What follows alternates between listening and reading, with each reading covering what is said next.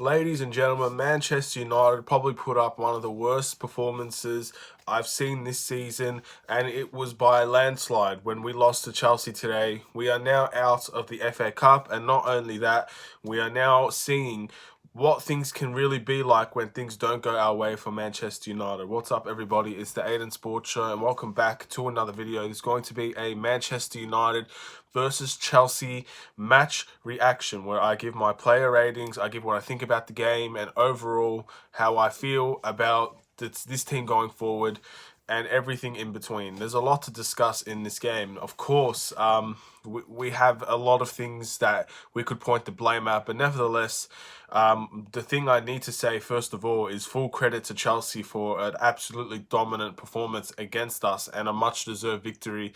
I don't think you can put any excuses on how this game was played. It was a clear, out-and-out result that Chelsea got over us, and we have to accept the fact that we were beaten by the better side today. And it sucks for me to say that, because usually when you're thinking about Manchester United, majority of the time you're thinking they're a better side than half, if not all, of the Premier League. But in the end, the way that they played and the way that we played, you could clearly see that there was only going to be one winner today. From pretty much the very start of the game, you could see that Chelsea came to play and Man United came to sit back and to try and test out different things. Yeah, we could talk a lot about the formation, which is the first thing I want to mention. The thing about the formation is, have you heard the saying, if it ain't broke, don't fix it? That's the only thing that came to my mind when I was thinking about the formation change today. Playing three at the back, basically a 3-5-2, allowing Chelsea's fullbacks, who also played a 3-5-2. I think this is the second time they've done it against us. Allowing their fullbacks to go and attack us, put crosses into the box. Our midfield was stagnant, was bossed, was absolutely dismantled within 20 minutes, 40 minutes, 70 minutes, throughout the whole game, really. We got dismantled in the midfield, and in the end, very, very good goals. We can go to the goals. The first goal was a good cross from Azpilicueta to Giroud, who obviously Lindelof could not defend, and neither could Maguire. And David De Gea made a bad mistake, and it ended up going into the goals for 1-0. The second goal was a Mason Mount opportunity. Brandon Williams turns it over, gets it to Mason Mount. Mason Mount just goes for the shot. Again, a bad mistake from David De Gea. The goal goes in for 2-0. The third goal was, I think it was a cross that ended up going to Rudiger, and Harry Maguire hit it in when it was basically an own goal. So overall, you could just tell from those goals that it just wasn't Manchester United's day today. And now that we sit here and we look at that game, we look at the performance, we start to think, when things don't go right for Manchester United, are we going to see more results like this? I understand Chelsea's a quality side, so maybe it's just the fact that Chelsea were just better than us. But also, is it because we try to change depending on the team that we verse? I feel like this has been a big topic of discussion for many years now for Manchester United. We always change when we're versing a good team, we always change the formation to try and adjust to what they do. We're not necessarily thinking about what we do. We're not necessarily trying to make them change for us, and that's a big problem. I feel like Lampard is one of those type of managers as well that likes to change the formation depending on the team. I don't feel like that's the right way to go for Manchester United. We've always had one way of playing football, and that's attacking, fast play, use the wings, get crosses into the box, overall counter-attack sometimes, have a variety of ways to attack the football. And we don't really have another game plan after that. And going to play three at the back when you've had a very successful 2 months or 3 months where you're playing a 4-2-3-1 or a 4-3-3, and you're going and you're playing that formation for so long, then all of a sudden, one game against a good team, you switch it back. You didn't even do this against Spurs. You just switched it back for Chelsea, and in the end, it cost us. That formation, for me, that change is the main reason I believe we lost this game, besides David De Gea. We lost this game because we changed the formation when we didn't need to do it. And it's a big, big, big message that Manchester United should stop focusing on what other teams are doing and focus on what they do. Focus on what they are good at, and maybe, just maybe, we can go and attack teams. And in the end, we're out of the FA Cup. Congratulations to Chelsea. I feel like if we did qualify, we would have had a decent chance against Arsenal. But again, it's going to be a London derby for Chelsea and Arsenal, and it's going to be a good game to watch. And it's going to be sad that we're not going to be there. But at the end of the day, we have bigger fish to fry now. It's not. It's one of those games where, of course, you want Manchester United to win it. Of course, you want to beat a team like Chelsea, and it doesn't feel good that we've lost. And I'm sure there's going to be people raging. And if it wasn't 6 in the morning, I would probably be screaming my ass off. But at this time, there's nothing else I can say except for Chelsea were the better team and we deserve to lose. And we'll go to the player ratings now, but that's just the first thing I need to say. Get it out of the way. The formation change, Ollie's tactical change is the main reason that we lost this game. While we started out super slow and we never recovered. And in the end, that's how it is. Also, we've got a penalty. Bruno scored. Again, Manchester United, people want to call us, you do you. It was a clear penalty. No, don't think anybody's complaining about that. But in the end, penalty's not enough, and we did end up losing the game. We'll go to the player ratings. We'll start with David De Gea. Now, David De Gea was a mixed bag tonight, but if I can't give him any lower than a 3, I have to give him a 3. He was so... Those 2 goals are just unacceptable ones to concede.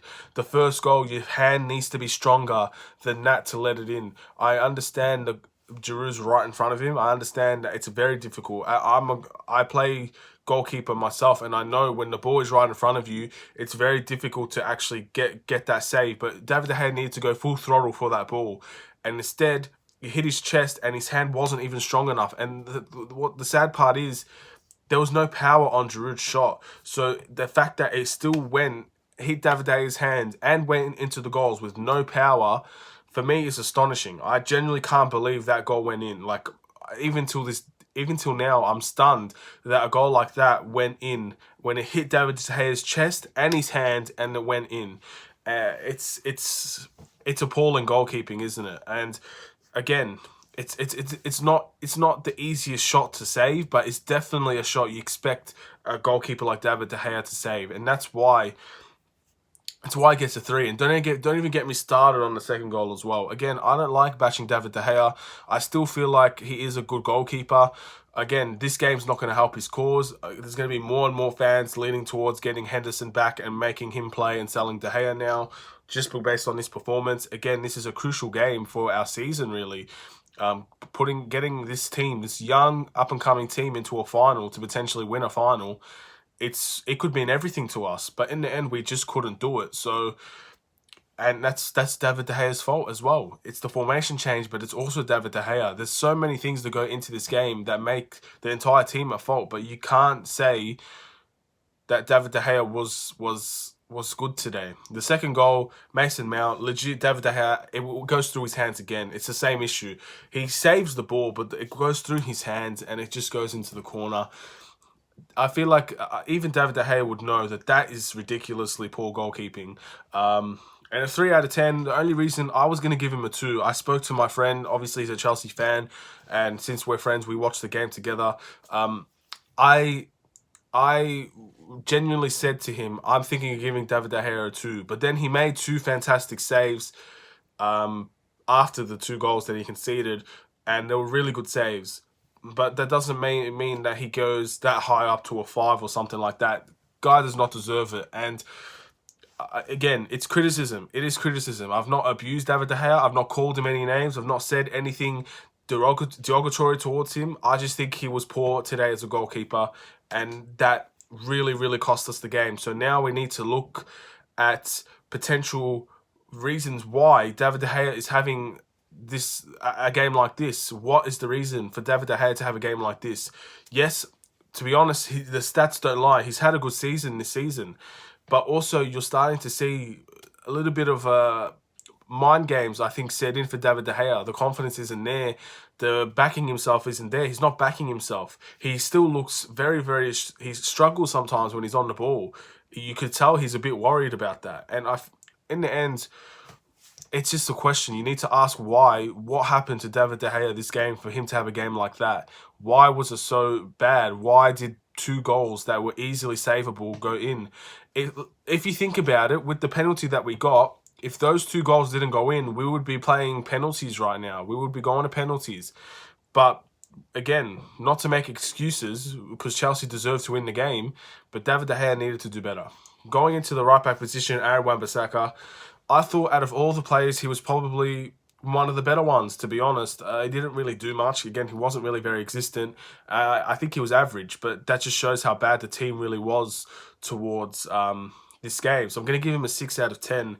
I thought Wan Bissaka was all right. I thought he was, again, I've seen him have better games than this. Arguably, he was better than all the Premier League games that he had. But because we lost, and we lost convincingly, I'm not going to give him a 7 out of 10 because I don't feel like only one person in my mind deserves a 7 out of 10. And again, I don't watch other people's opinions and go on Bleacher Report, look at the player ratings, go look at all these websites. I don't do that while I do this. I do this one first. So I know my player ratings are so much more different compared to everybody else's. So for me, a 6 is fair for Wan Bissaka. Again, he made some decent tackles, made some decent strides. Passing was all right. Overall, our passing was dreadful. But Wan Bissaka, I don't put most of that on him. I think a lot of our passing, it was turnover FC today for us. We turned the ball, as soon as we got the ball past our half, it was a turnover. And Frank Lampard really did a fantastic job in making us lose the ball. And I'll get to Frank Lampard at the end of the video after the player ratings and stuff, because I think out of everybody, it's not just Chelsea players that deserves the credit. Anyway, going into Victor Lindelof, I'm going to give Victor Lindelof a 5. I don't think Victor Lindelof was good at all. I think he was partly at fault for the first goal. He has to do a lot better. I know Giroud's a very tough player to get in front of, but you need to do better. It's the same situation as the Southampton goal for me. He's not getting in front of his man. And yes, Maguire's at fault for that goal as well. If Maguire was in the right position, Giroud would never have that shot. But you need to be consistent in your performances here. Victor Lindelof has made 2 very similar mistakes, and in the end, it led to 2 very similar goals. Yes, one was from a cross and one was from a corner, but in the end, the result was the same. It was a touch from a player that led to a goal, and Victor Lindelof is partly at fault for that. So in the end, I can't say he deserves a 6 because he was at fault for a goal in a losing effort. I think a 5 is a fair score. Many people might give him higher than that. In the end, I really do like Victor Lindelof, and honestly, besides that mistake, I didn't think he was too bad. If anything, I thought he was the best centre-back that we had. So, yeah, like, I just thought that mistake is so costly for us that he doesn't deserve to get an average performance for that mistake. Next up, we'll talk about Eric Bailly real quick. I'm going to give Eric Bailly a 6, but I'm not giving him a 6 because of how well he played. It's because he didn't really have much time. For the time that he did have, I thought he was great, to be honest. I thought he was all right. He always seems to have a good game against Chelsea, but of course, he had a very bad injury, and he got stretched in and out. Like he was trying to walk on his own power, but it feels like every time after 5 minutes, that injury, he ended up getting back on the floor, and eventually he had to be stretched out. I believe he was taken to a medical facility. And it looks like it's a neck and spinal injury, which is one of the worst injuries you could ever get as a footballer or as a human being. That could end his career. An injury like that. So I'm going to send my prayers. Sometimes things are more important than football. A man's livelihood is up at stake here. Eric Bailly has been known to have injuries, but this one could seriously be very, very damaging towards him. So I pray that Eric Bailly is safe. I pray that that his family are safe, and I pray that overall things will end up turning around for him. Hopefully this injury is not as bad as people are saying it is. Hopefully the stretcher just made things look bad, but it's actually not as bad as I think. That's what I hope for. And honestly, I thank Chelsea fans as well for giving their support. Again, some things are bigger than football. I saw a lot of Chelsea fans on Twitter, as my friend did as well, sending a lot of support to Eric Bailly's way. So I thank you guys for that as well. It means a lot to me. It means a lot to us. Even though in the end, we lost the game of football. There's going to be a lot of back and forth between our fans. In the end, at that time, with that incident, it's good to see that there's respect for all players involved. So fair play for Chelsea fans for that one. Going into Harry Maguire, and I thought Harry Maguire was pretty bad as well today. 5 out of 10. I don't see how Harry Maguire could ever get higher than that today. Giroud was the man of the match of the game. First of all, he's the official man of the match of the game. But not only that, he made Harry Maguire look silly today. Now, I understand it's a different sort of striker to the striker that a player like Harry Maguire is used to. Giroud loves to hold up the ball. He's very, very strong. He can jump. It really nullified Harry Maguire. It basically made him non-existent in this game. So many turnovers in this game as well. And in the end, a 5 out of 10... I think that is generous, to be honest. I really do think that is generous because he was not there today. He was basically, we were playing with 10 men. That's what I thought when I saw Harry Maguire. He wasn't a presence in this game. Yes, he won a few headers here and there. He should have scored a goal. Again, when Caballero goes and completely, like, Caballero made one of the worst mistakes I've seen as well this game. But the difference is we didn't capitalize, and Harry Maguire should have scored. It was basically an open net and he didn't get it on target. Not good enough. Not good enough at all. And he was probably, for me, one of the worst players on the pitch. Again, it is what it is, man. You can tell by the rating so far, there's been no 7s, there's been no 8s, no 9s, because this team did not perform today. No one did. And that's something that we need to take into consideration going into future games. Brandon Williams, in my eyes, gets a 5 as well. Very, very costly turnover that led to a second goal. It's one of the worst passes I've seen that entire game, and we turned the ball over a lot. That was by far the worst turnover. And I don't know what he was doing to make that pass. Like, I don't see the benefit. Like, after watching the replay after the goal, so I originally didn't see who turned it over. But what is Brandon Williams doing to make that pass? That's a rookie mistake. And in the end, I'm not going to go in on Brandon Williams because at the end of the day, it's a rookie mistake because he's a rookie. He's not a first team. He hasn't been a first team player for like 3-4 years now. This is his first season. Mistakes will happen. I'm not going to go and attack someone for making a mistake in their first season. It happens, man. Life happens. I'm sure he will have to learn from this. I'm sure he had a decent game besides that, but I'm sure things will turn around for Brandon Williams. It's not the end of the world that in the end, it is what it is. I'm sure he will recover from a game like this. Going into the CDM position, Nemanja Matic, in my opinion, and this is what I mean by saying my opinion could be completely different to everybody else's. In my opinion, Nemanja Matic was man of the match. I'm going to give him a 7 out of 10. I thought he was great, to be honest. He was probably the only player where I could seriously think if anybody was going to walk out of that pitch satisfied, it would be Nemanja Matic because he was good today. Again, he does what he does. He intercepts, makes plays. He took the ball off of a bunch of Chelsea players today. I think he was the only player that really showed up for this game ready to go. Maybe that's because he got rested. That's a big thing. We could talk about Ole Gunnar Solskjaer as well, not resting enough players, basically forcing a lot of our players to play at least half a game here when we could have rested up and gone at West Ham. That's going to be a big thing we're going to have to talk about going into West Ham. But Matic, in my opinion, was great, and 7 out of 10 is fair. Going into, well, it's not really, it's a 3-5-2 really. So I guess you could say that Bruno Fernandes was, I guess, the other midfielder. Bruno gets a 6, to be honest. He got a goal. It was a great penalty. Bruno doesn't miss penalties. That's fair enough. But besides that, he was quiet today. Didn't really make much of an impact. Any ball that he did have, he turned over. We know what to expect from Bruno Fernandes, but things just are not working out for him at the moment. And it's a consistency thing for me now with Bruno Fernandes. I don't think he's showing the consistency. He's consistently trying. He's consistently making risky plays, but unfortunately, the consistency in them working out for us has not been great. But yet again, he gets a goal. He gets another stat for him in the very, very good end to the season for Bruno Fernandes. And that's just how it is, man. It is what it is.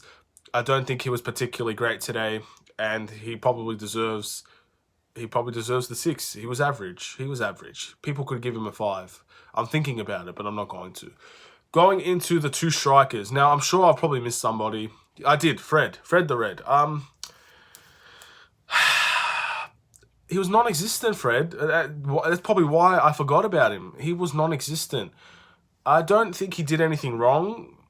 I don't think he's worth a 6 either, because we expected Fred to take on Pogba's shoes here. I know Pogba is a much better player, but if you think about it, Fred needs to step up in that situation when Pogba needs a rest. Fred needs to be the guy that takes command of that midfield, and he didn't do it. So I have to give him a 5 as well.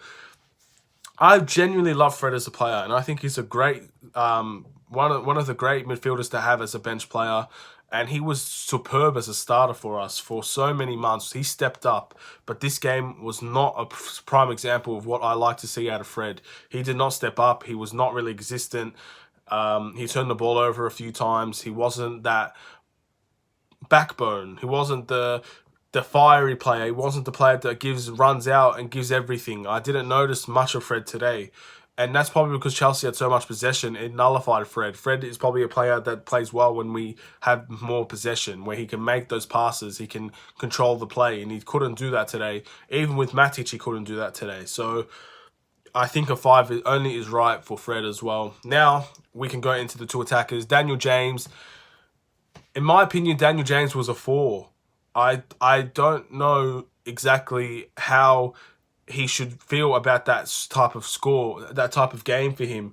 Again, for a striker or for an attacker, he was not existent.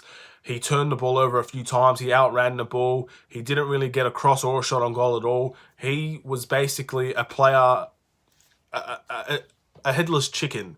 He was making a lot of runs, but the runs did not mean anything. He didn't do much to actually prove to us that he could be a replacement player for Mason Greenwood as a starter. For me, Daniel James is a very inconsistent player, just like a lot of our team these days. He's inconsistent and it shows. And so far, it's not been the best few months for him. And now he has to find a way to get that form back from the start of the season, because we need that from him, and we didn't get what we needed. I thought Daniel James was a great pick for this game to start. But the more that I think about it, the more that I think that Daniel James probably shouldn't start a game for the rest of the season. That's what I'm thinking. Because you need players that can step up when you need other players to have a rest. When we have such an important game against West Ham coming up, you need players like this that are willing, able to perform at a high level, even if they're not as good of a player that's coming off. Daniel James was not that today. So I think a 4 is fair. Probably the worst player on the pitch besides David De Gea. Probably the worst outfield player. And yeah. And Marcus Rashford. I don't know. I don't know what to give Marcus Rashford. I'm torn between a 6 and a 5. But again, Wan Bissaka, I think maybe I might be wrong here. I'm going to give Marcus Rashford a 6. Again, I feel like Marcus Rashford was probably the player that brought the most to the game. But again, they nullified Marcus Rashford a lot. He had a good shot on goal against Caballero that went wide. But besides that, you didn't see much of him. So he didn't put a foot wrong, but he was also making decent runs, had a shot on goal.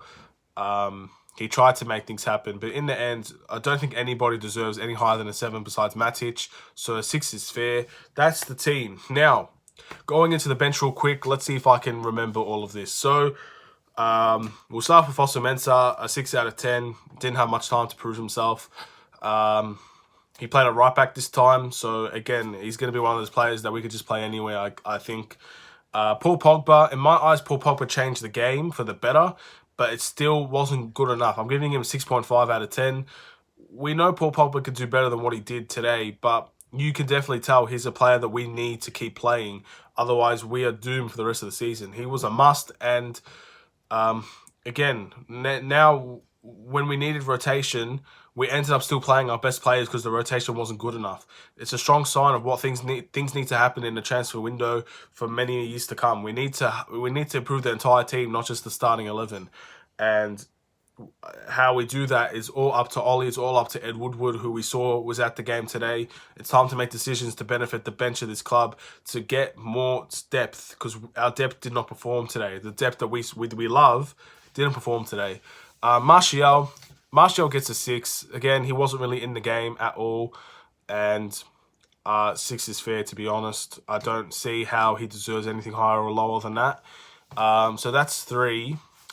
Who else came on? Ighalo came on, and Ighalo was a 6 as well. Had a very good run into the box, but again, not enough time. And Mason Greenwood was a 6. That's the bench. All of our players right there. Yeah. So overall, Ollie's selection of this game, Ollie's team selection, rotation and stuff, I'm giving him a 4, and I think that's a generous 4 as well. You don't try to change something that's been working so well for us. It's as simple as that. Look, I respect Chelsea for this game, but I do not think Chelsea are a fantastic offensive team with the team that they have now. Yes, they scored 3 goals on us. Yes, they deserve to win the game. But going into this game, I expected us to be on the front foot and not Chelsea. I didn't expect us to play so slow and so boring to allow Chelsea to get into the game and build their confidence. I thought we would be the ones that would start out extremely well against them. But in the end, I think that's all down to the formation. Playing 3 at the back, we lost an attacker, we lost a midfielder, we lost a player that could come and assist that midfield that got dominated from the get-go. And this is where I need to bring Frank Lampard in. Before I bring Frank Lampard in, the team performance was a 5 out of 10. It just wasn't great. I don't think it was piss poor, but it was poor. It was poor. It just wasn't a great game to watch. No sync, no quality, no chemistry. This game was a turnover city for us. We had so much possession in the second half that was just a turnover. So many turnovers, man. And that is down to Frank Lampard as well. So this is where I give my respect to Frank Lampard. So to give the respect that he deserves, we need to go back to the 3 games that we versed him prior to this, where he basically had to learn what Manchester United were doing for 3 games straight. And Ollie not doing the exact same thing for the 4th game, thinking that Frank Lampard wasn't going to figure out how to beat him, ended up shutting up Ole Gunnar Solskjaer. Now, for me, this is incompetence as a manager. This is naivety as a manager. He was naive to go and play the exact same way 4 games straight against Chelsea and expect 4 straight wins. Yeah, in the end, it just wasn't great from Ole Gunnar Solskjaer, and Frank Lampard deserves all the credit because in the end, he predicted what Ole was going to do. He found out a game plan that we were using against him. Even last season when we beat him, we didn't beat him, but last season when we played Chelsea, we did the exact same thing. We did this exact same thing against Frank Lampard here. Eventually, if you did that to a Norwich, right? You played the exact same way against Norwich for 4 or 5 games in a row. Eventually, they're going to catch on to the way that you play and they're going to adapt. So Manchester United needed to adapt today. And full credit to Frank Lampard because he caught us sleeping. He caught us in a state of mind where we weren't going to change. We weren't going to change the way that we played. We were going to stick to it until we had to force a change due to Eric Bailly's injury. Realistically, if Eric Bailly did not get injured this game, we would have played 3 at the back the entire game. We probably wouldn't have conceded as many goals, but in the end, we probably wouldn't have scored either. It was a silly thing to do for Ole Gunnar Solskjaer, and in the end, we were our own demise just as much as Chelsea was our demise today as well. So all negative, basically, for this game. This was a negative game. This was a poor game to watch, and there was not many positives to come out of it except that everybody's fit for West Ham, and that's where we need to turn our eyes on here. Congratulations to Chelsea again for making the FA Cup final. Now we have to switch our sights to the Premier League. We cannot dwell on this loss. We cannot let this loss consume us. We cannot let this loss change the way that we play going forward against teams like Leicester and West Ham, because top 4 is still essential. In the end, I think a lot of us would have picked Champions League over the FA Cup. So now that we're out of the FA Cup, if we don't make the Champions League, then all of this was for nothing. All of the season was for nothing. So we need to go out there and get the top 4. We need to go out there and qualify for the Champions League. And then we can all focus on the Europa League. And maybe we could get this young side a trophy. But if we don't get this young side a trophy, the least we could do is get the Champions League. And if we don't get anything this season, then this is probably the worst season I've seen out of a Manchester United team. But when you look at this team, you think that there's something here. We just need to show that there is. We need to prove to everybody that this team is not the same old team that we've seen for 7 years. This is a new team, and we need to reflect that in our performances. Today was not a great example of that, but this is not the only proving ground for us. Now we have the Premier League. Let's go get the next win. All will be forgotten if we can go out and dominate West Ham, to be honest. That's the way that I feel. As much as this loss hurts tonight, when West Ham comes, Chelsea's going to be the last thing on my mind. We need to get that top 4. I'm sure it's the same thing for Chelsea. They're not going to be thinking about beating Man United when they versus Liverpool, because they have to do the exact same thing that we have to do. And hopefully, it's going to work out for us. Thank you guys for watching. Please like and subscribe if you're new to the channel. Turn notifications on. Share the video and the playlist with your friends if you really enjoyed it. Half an hour again, man. I need to cut these down. I really do. But, again, there's so much to talk about and there's not enough time to do it. Have a wonderful and safe day. Take care and peace.